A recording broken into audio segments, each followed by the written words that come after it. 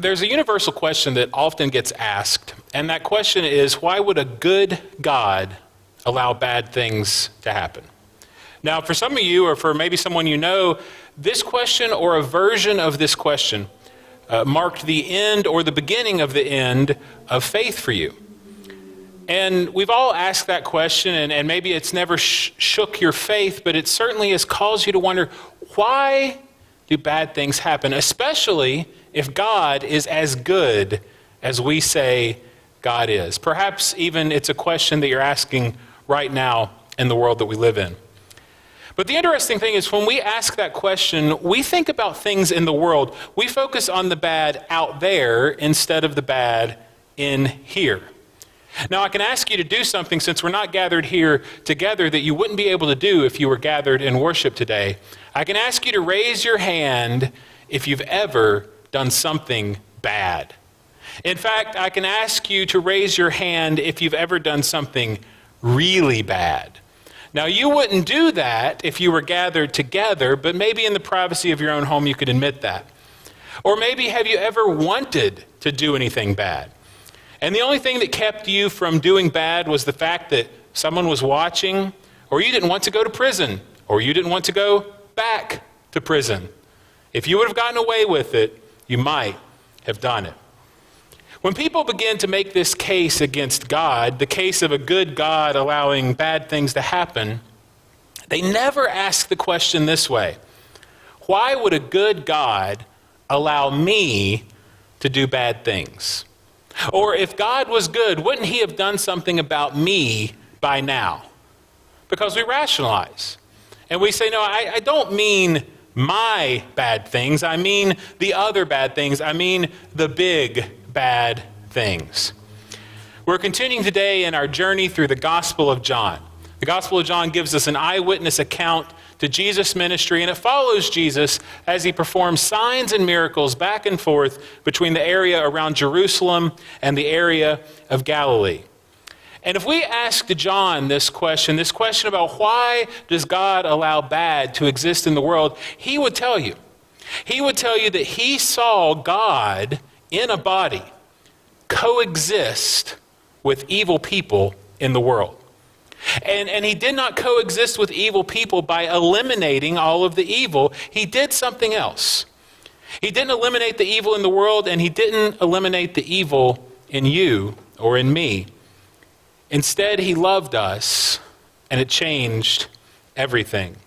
We talked about John chapter 9 last week. There's a couple of verses in John chapter 10 I want to share with you, because as Jesus was going back and forth in his ministry, the religious order of the day, the religious people of the day, had a problem with what he was doing. And it always seemed to come up in Jerusalem. That was around the temple. He would retreat to Galilee, where it was a bit safer. In John chapter 10, verse 24, it says, "The Jews gathered around him and said to him, 'How long will you keep us in suspense? If you are the Christ, tell us plainly.'" They said, "Look, we've heard some things. We've heard about some signs. It feels like you're dangling the carrot. Are you, in fact, the Messiah?" Jesus answered them, "I told you, and you do not believe. The works that I do in my Father's name bear witness about me." Jesus says, I didn't just tell you, I showed you, but you didn't embrace it. As we talked about last week, they were willfully blind or willfully ignorant to what was going on. Today is Palm Sunday. It's the Sunday that we set apart. We remember Jesus' triumphal entry in Jerusalem. The people lauded him as a king. They shouted, "Hosanna, God save us. The Messiah is finally here to deliver us from the oppression that we live under." And while that's a familiar story, it's one that we usually talk about on this special day, I want to talk more about why the people greeted Jesus so jubilantly on what we call Palm Sunday. Jesus had performed 4, 5, 6 significant signs that had pointed to who he was. But it was this next sign, this next miracle that we're going to talk about today, that would be so significant and be so conclusive that he was, in fact, who he said he was, that it would raise so many people up in arms, it would lead to the triumphal entry, and it would ultimately force the hand of the temple community, of the religious leaders, and it's ultimately the sign or the miracle that would lead him to the cross. Looking back through my notes, I actually checked. It's a story that I tend to preach on about once a year because to me it is perhaps the most significant sign, not counting, of course, the resurrection, that Jesus did while he was on this earth. If you want to follow along, we're in John chapter 11 today. It says, "Now a certain man was ill, Lazarus of Bethany, the village of Mary and her sister Martha." Now, just for context sake, Bethany is about a day, maybe a day and a half's walk from Jerusalem. Verse 2 says, "It was Mary who anointed the Lord with ointment and wiped his feet with her hair, whose brother Lazarus was ill. So the sisters sent to him, saying, 'Lord, he whom you love is ill.'" So these were people that didn't just know Jesus, they didn't just know of Jesus or maybe heard about the rumors like some of the other miracles we've talked about. These were people who had a close relationship that they could call on Jesus in this way. Verse 4 says, "When Jesus heard it, he said, 'This illness does not lead to death. It is for the glory of God, so that the Son of Man may be glorified through it.'" And when Jesus said this, when Jesus said, "This illness will not lead to death," Lazarus was dead. And it opens up, as he continues in this verse, it opens up that category of things we talked about last week, that category of things in life that often makes us uncomfortable. That sometimes bad things happen. And not only do these bad things not disprove the existence of God, they actually are happening to ultimately glorify or point people to a God who very much exists. What if that was our response to bad things happening? Hey, this is happening because God is going to do something amazing through it. Sickness for the glory of God. That is so uncomfortable. It's not intuitive. And I think that's why John includes the next verse that he puts in there. It says, Jesus loved Martha and her sister and Lazarus. He tells us this to remind us, essentially, because some parts of this story don't make sense. Some parts of this story would say, did Jesus even like these people? So I think that information is in there just to remind us these people were close to Jesus. Verse 6 says, "So when he had heard that Lazarus was ill, he stayed 2 days longer in the place where he was. Then, after this, he said to the disciples, 'Let us go to Judea again.'" This had to astound the people around him. Jesus healed people he didn't even know immediately. What in the world was he waiting for? It says after he said this, verse 7, the disciples said to him, "Rabbi, the Jews were just now seeking to stone you, and are you going there again?" The disciples were reminding Jesus as if he didn't know, every time we head that direction, something bad happens. And like we mentioned before, the problem with them throwing stones at you is sometimes they miss you and they hit us. Jesus does what he oftentimes does. He goes with a non sequitur moment that speaks to the reality of who he is. Jesus answered, "Are there not 12 hours in the day? If anyone walks in the day, he does not stumble because he sees the light of the world. But if anyone walks in the night, he stumbles because the light is not in him." Again, Jesus would often just insert things that seem to have nothing to do with the story, but just speak a little theology to the disciples. A similar message when he was talking about healing the blind last week, reminding them that they were in the very presence of the light of the world. They would have said, "Thanks, Jesus, but that doesn't have anything to do with what we are talking about." He finally gets back on track after saying these things. Verse 11, he said to them, "Our friend Lazarus has fallen asleep, but I go to awaken him." Now, they didn't want to go. The disciples did not want to go. So they start doing what you and I do from time to time. They started giving Jesus medical advice. Well, we do that from time to time. We do that when we fill out our prayer requests and we feel like we have to give God every detail, and here's what the doctors are going to do, and here's what might happen, and here's what could happen, here's what I would like to happen, and we essentially read poor Aunt Edna's medical chart to God just so he has all the facts, just so he can be aware of what's going on. That's what the disciples do. In verse 12, they say, well, look, Jesus, if he has fallen asleep, he will recover. We don't have to go. He's asleep. Sick people need to sleep. Sick people sleep, they get better, Jesus. So we don't need to go. Verse 13 says, Jesus had spoken of his death, but they thought that he meant taking rest and sleep. Finally, Jesus tells them plainly, Lazarus has died.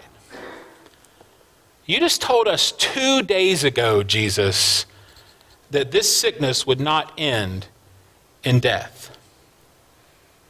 And what happens next in this story is so horrible for Mary and for Martha, but it's wonderful for you and for me. Jesus says, for your sake, I am glad that I was not there, so that you may believe. But let us go to him. I'm sorry, Jesus, you're glad? You're glad that you were not there to heal your friend? You're glad that you were not there to prevent your friend from dying and prevent your other friends from grieving? Jesus would say, yes, I'm glad. I'm glad for your sake, for the sake of any friend that will ever ultimately bury a friend, for the sake of any parent that will bury a child, any child that will bury a parent, any spouse that will bury another spouse. For your sake, I'm glad I wasn't there, because I'm going to reveal something about myself that will change the way you believe forever. Then we have a humorous Thomas moment. Thomas was the one, after Jesus was resurrected, he's the one that asked the questions. He's the one that says, I got to see it with my own eyes. And in verse 16, Thomas called the twin, said to his fellow disciples, and I can just see this happening. Jesus, when you go, they stone you. Jesus, when you go, we get in trouble. Thomas says, well, let us go also, that we may die with him. Lazarus is dead. Jesus is going to die. I guess we're going to die too. Now, Jesus had missed his death. He'd missed the period of time that they would have waited after he died. Jesus missed the embalming. Jesus missed the wake. And he missed the funeral. It says when Jesus came, he found that Lazarus had already been in the tomb for 4 days. Bethany was near Jerusalem, about 2 miles off, again a day's walk, day and a half. And many of the Jews had come to Mary and Martha to console them concerning their brother. So there is a crowd at this point. People know what's going on. People would have been mourning and grieving with their friends. It's going to be so awkward for the disciples and so awkward for Jesus to show up late. In verse 20, it says, when Martha heard that Jesus was coming, she went and met him. Mary remained seated in the house. Martha said to Jesus, Lord, if you had been here, my brother would not have died. She expressed in this moment exactly the kind of conversation that you've had with God, the conversation that I've had with God, when she says, God, you could have, but you didn't. Jesus, you should have been here, and you're Jesus, and I shouldn't be mad at you, but I am, because you could have done something, and you didn't. It's amazing, even in these times of frustration and even in these times of question, she clings to the shred of faith she has. In verse 22, she says, but even now I know that whatever you ask from God, God will give you. Jesus said to her, your brother will rise again. Now I believe she thinks that Jesus is going into preacher mode, giving her a bumper sticker verse.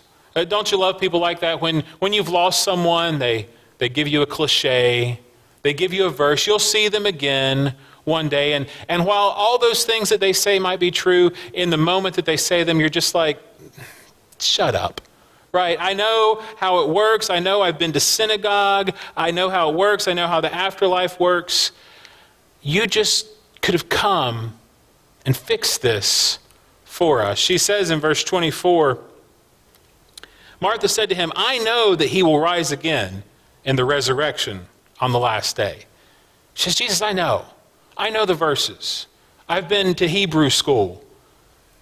Then Jesus looks at her and says, I'm not here to give you a sermon. I'm not here to teach you theology. I'm not here to confirm what you've always heard about life and death. And instead, he says to her in verse 25, I am the resurrection and the life. You are looking at the resurrection and life personified. I am the living embodiment of everything you've ever hoped for. When you think of me, it's the most important thought you'll ever have. I am the resurrection and the life. Whoever believes in me, though he die, yet shall he live. And everyone who lives and believes in me shall never die. Just as he said Lazarus wouldn't die, but he did. Now he's saying to you and saying to me and saying to her, even if you might die, you won't. He looks at her, he sees her confusion, he sees this tremendous amount of information he's dropped on her and says, do you believe this? She says the only thing that she knows that she believes. She says, Lord, I believe that you are the Christ, the Son of God, who is coming into the world. I don't understand, but I believe. I don't know why you were late, but just as we mentioned last week, she realized in that moment, perhaps a realization you need to have, that I don't have to understand everything to believe something. Martha goes back to her house. Mary actually comes out and meets Jesus. Mary and Jesus have a similar conversation. And in verse 33, as the people are gathered around and the people are grieving this loss, verse 33 says, when Jesus saw her weeping, and the Jews who had come with her also weeping, he was deeply moved in his spirit and greatly troubled. And he said, where have you laid him? They said to him, Lord, come and see. Verse 35 says, Jesus wept. Jesus knew the end of the story, but he wept. Perhaps he wept because they didn't quite get it yet. Perhaps he wept because it was just a moment of divine empathy. He grieved with his friends. But Jesus wept in this moment. I believe, John was not the only person there. Peter was there too. And I believe that's why Peter was able to write with confidence. Years after this happened, in 1 Peter chapter 5, verse 7, talking about Jesus, Peter says, casting all your anxieties on him because he cares for you. You say, Peter, how can you say that? And Peter would say, because I saw it. Because even when Jesus knew the end of the story in a moment of uncertainty for everyone else, he stepped into the moment with these people and he showed them empathy and he shared in their grief. Verse 36 and 37 shows a huge contrast in the crowd. The Jews said, see how he loved him. But some of them said, could not he who opened the eyes of the blind man, who opened the eyes of people he didn't even know, also had kept this man from dying? If he could have, he would have. And since he didn't, he must not be able to. But the reality was he could, and he didn't, so that he could do something so much greater. Verse 38 says, then Jesus, deeply moved again, came to the tomb. It was a cave, and a stone lay against it. Jesus said, take away the stone. Take away the stone. Their response is exactly what their response should have been. Martha, the sister of the dead man, said to him, Lord, by this time there will be an odor. And almost if just to dig the knife in a little bit deeper, she says, for he has been dead 4 days. You didn't show up when he died. You didn't show up for the wake. You didn't show up for the funeral. You are so late that there will be something bad behind that stone. That is not a man who recently passed in his sleep. He's been dead for 4 days. It says in verse 40, Jesus said to her, "Did I not tell you that if you believed, you would see the glory of God? If you just trust me, you will see the glory of God." So they took away the stone. And I think every single person there probably stepped back, but leaned in. They took away the stone of a man who'd been dead for 4 days, and I think everyone just took a step back, but they leaned in. And Jesus says a prayer. I'm going to read you the prayer. And Jesus' prayer is essentially, God, you and I know what's going on. You and I are so connected. We're indistinguishable. But it's important that this group and future generations know how connected we are. Jesus lifted his eyes and said, Father, I thank you that you have heard me. I knew that you always hear me, but I said this on account of the people standing around, that they may believe that you sent me. 43 says, when he had said these things, he cried out with a loud voice, Lazarus, come out. The man who died came out, and nobody moved. We know that nobody moved because he goes on to say his hands and feet were bound with linen strips, his face was wrapped with a linen cloth, and Jesus had to say to them, unbind him and let him go. John gives us a little detail at the end of this story that I think is unnecessary, but he includes it anyway. He says in verse 45, many of the Jews, therefore, who had come with Mary and had seen what he did, believed in him. I bet they did.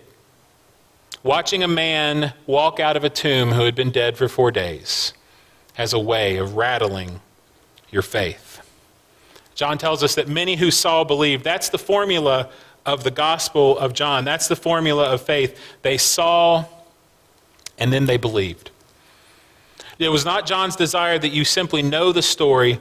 It's that you would know the story, put your faith and trust in the story, and have life because of a belief in Jesus. How significant was this sign, this miracle? So many people left Bethany talking about an indisputable resurrection from the dead that didn't happen in some far-off place, that didn't happen without witnesses. It happened a day's walk from Jerusalem.